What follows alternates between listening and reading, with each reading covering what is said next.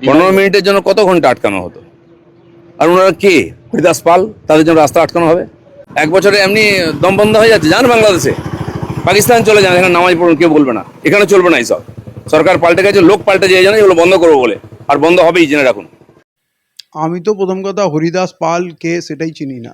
এই হরিদাস পাল বলছে কোনো রাজা মহারাজা ছিল, কি ছিল জানি না, কিন্তু মুসলিমরা কি সেইটা জানি, সবাই জানে।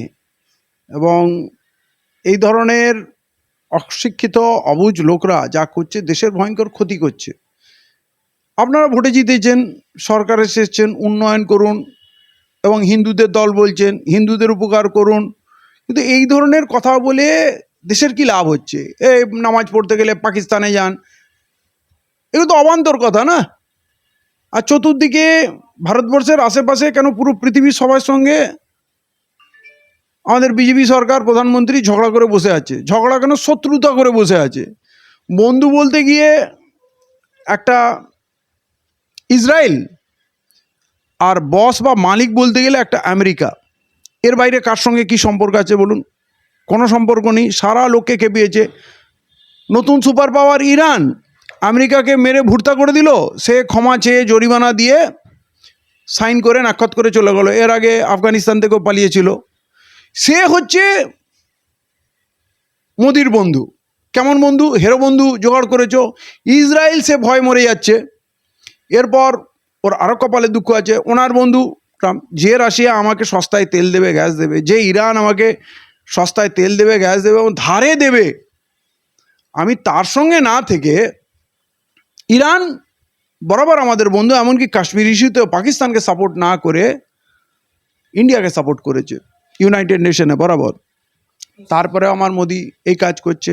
তো এরা যে বিপজ্জনক পরিস্থিতি তৈরি করেছে চতুর্দিকে, আমি বুঝতে পারছি এরা হয়তো একটা যুদ্ধ লাগিয়ে ফেলবে। পরিস্থিতি খুব খারাপ। আর এইখানে মুসলমানদের উপরে এত অত্যাচার করে, খারাপ কথা বলে, নোংরা কথা বলে, থ্রেট করে, এমনি তো মারছে কাটছে, মসজিদ বুড়লে, এতে দেশের উন্নয়ন কি হচ্ছে? আমি ভাবছি কিছু হিন্দুকেও ওরা খুশি করছে, কিছু পাগল, সবাইকে না, কিছু মানুষকে খুশি করছে, মাইন্ড ডাইভার্ট করছে লোকের। কিন্তু হিন্দুদের জন্য কি করলো সেইটা কে বলবে? তো আমি শুধু মুসলমানদের জন্য বলছি না যে মুসলমানদের গাল দিল পাকিস্তানে যাও, আমরা না পাকিস্তানে যাব, না আমরা ভয় পাবো, না কিছুই না, কিন্তু আলটিমেটলি দেশের প্রচণ্ড ক্ষতি হয়ে যাচ্ছে। এই যে পাগলা পাগলা রাজনীতিবিদ বাংলাদেশের সঙ্গে ঝগড়া করে নিল। হাসিনাকে একটা বুড়ি কদিন পর মরে যাবে, তুলে এনে রেখে দিয়েছে, আচার দিচ্ছে, কি কাজে লাগছে? বাংলাদেশে আমার হাত থেকে ব্যবসা গেল, ওই জমিটা গেল, ওইখানে এসে শত্রুপক্ষ পাকিস্তান, রাশিয়া, চীন, আমেরিকা সবাই এসে ঘাঁটি বাঁধছে। কোনটা আমাদের উপকারে আসলো? তুর্কি ওইখানে ওদের ড্রোনের ফ্যাক্টরি লাগাচ্ছে। হ্যাঁ, সারা দুনিয়ার জাহাজ, বাংলাদেশে তো অত টাকা নেই, ওদেরকে জাহাজ, ফাইটার প্লেন গিফট করছে। কি করলাম, কি কূটনীতি করলাম, কি রাজনীতি করলাম? তো ওখানে তো অ্যাকচুয়ালি বাংলাদেশের সঙ্গে যুদ্ধ হলে বাংলাদেশ যুদ্ধ করবে না, অন্যান্য দেশগুলো ওইখানে এসে আমাদের সঙ্গে বদলা নেবে। এই ইরানের সঙ্গে যে আমরা করে রেখেছি, ইরানের জাহাজ আমাদের দেশে আসলো, জাহাজটাকে ভেঙে ডুবিয়ে দিল, 100 নাবিক মারা গেল, আমরা একটা উফ পর্যন্ত করলাম না, দুঃখ প্রকাশ করলাম না। খোমেনিকে মারা হলো, তার দুদিন আগে গিয়ে উনি উৎসব করে ফাদারল্যান্ডে ঘুরে চলে এলেন। ইরান কি এগুলো নোট রাখবে না? যে আমরা যখন বিপদে ছিলাম তখন ইন্ডিয়া আমাদের সঙ্গে কি করেছে? যারা 40 বছর প্রতিজ্ঞা করে প্রস্তুতি নেয় যুদ্ধের জন্য, যে আমেরিকার বিরুদ্ধে যুদ্ধ করব, তারা কি খুব হেলাফেলা জাতি? তারা কি ভুলে যাবে যে আমাদের বিপদের সময় ভারত আমাদের সঙ্গে কি করেছে? কিসের এটা ডিপ্লোমেসি? আরে চুপচাপ বসে থাকতে তো পারতো, কিছু না পারলে। সেখানে পাকিস্তান এখন হিরো হয়ে গেছে। ওই চুক্তি সাইন হচ্ছে, তাতে পাকিস্তানেরও প্রধানমন্ত্রী সাইন করছে, তাদের এতটা গুরুত্ব। অথচ ইরান আমাদের বন্ধু, আমেরিকা বন্ধু, রাশিয়া বন্ধু, ভারত একটা বড় দেশ, সুপার পাওয়ার, ওইখানে তো ভারতের থাকা উচিত মধ্যস্থতায়। ভারত সিনে নেই। অতএব ভবিষ্যতে খুব ভয়ের কারণ, মানে যা পরিবেশ তৈরি হয়েছে এই ভুলভাল পলিসির জন্য, হয়তো আমরা অচিরেই যুদ্ধের সম্মুখীন হব। এবং সব থেকে বেশি যদি বাংলাদেশ সাইডে হয়, তাহলে সব থেকে বেশি ক্ষতিগ্রস্ত হবে এই বাংলার মানুষ, আমরা। এটা আমিও বিশ্বাস করি মমতা বন্দ্যোপাধ্যায়কে বলপূর্বক হারানো হয়েছিল। মানে শেষ রাউন্ডের দিকেও যখন মমতা বন্দ্যোপাধ্যায় 18-20 হাজারের লিড আছে, সে 18-20 লিডটা আবার 15,000-এ হার হয়ে যাবে, মানে 35,000-এর ডিফারেন্স হবে, সেটা মাত্র ওই লাস্টের দুটো রাউন্ডে এটা পৃথিবীর কোনো ক্যালকুলেটারে করা সম্ভব না। অতএব নিঘাত মমতা বন্দ্যোপাধ্যায়কে হারানো হয়েছে এবং বহু বহু কাউন্টিং সেন্টারে তৃণমূলের কাউন্টিংয়ের লোকদের, এজেন্টদের মেরে তাড়িয়ে দেওয়া হয়েছে ভয় দেখিয়ে, যে বিজেপি সরকার হয়ে গেছে, জিতে গেছে। অনেক জায়গায় সেন্ট্রাল ফোর্স মেরেছে, অনেক জায়গায় বিজেপির নেতারা মেরেছে। এবং যেহেতু তাদের কাছে মোবাইল থাকে না, দুনিয়ার খবর তারা জানতে পারছে না, তাদের মধ্যে একটা ভীতি সঞ্চার হয়েছে। টেকনিক্যাল গ্রাউন্ডে এটা করা হয়েছে। হ্যাঁ, এটা ঠিক যে মমতা বন্দ্যোপাধ্যায় প্রকৃত ভোটে হারেনি। মুসলিমরা এখন দিশেহারা, কাকে সাপোর্ট করবে? যতগুলো শক্তি তৈরি করেছিল কংগ্রেসকে, কংগ্রেস কোনো দিন কাজেও আসেনি আমাদের জন্য, খালি বিজেপির ভয়ে ভোট দিত। সবাই বলতো বিজেপিকে রুখতে হবে, আমরাই একমাত্র রুখতে পারি, আমাদের ভোট দিন। একসময় কংগ্রেস এটা করেছে, সিপিএম 34 বছর এই করে চালিয়েছে, তৃণমূল এই করেছে। কিন্তু একটা জিনিস লক্ষণীয়, প্রথমে 30 বছর ছিল, তারপরে 34 বছর, এবার অন্তত 15 বছরে, এটা মনে হয় সোশ্যাল মিডিয়ার দান, যে 15 বছরে তৃণমূলকে লোক চিনেছে। আর বিজেপিকে তো অলরেডি 15 দিনেই চিনে নিয়েছে। মুসলমানরা বিজেপির সমর্থনে যাবে না, কিন্তু মুসলমানদের যে নেতা আছে না, ওই চোরগুলো, গুন্ডা বদমাশ, এরা এদের চুরি চালিয়ে যাওয়ার জন্য বিজেপির পক্ষে চলে যাবে। এরা জয় শ্রীরাম বলে আবির খেলে ঝান্ডা নিয়ে, বিজেপি ঝান্ডা নিয়ে ঘুরে বেড়াবে।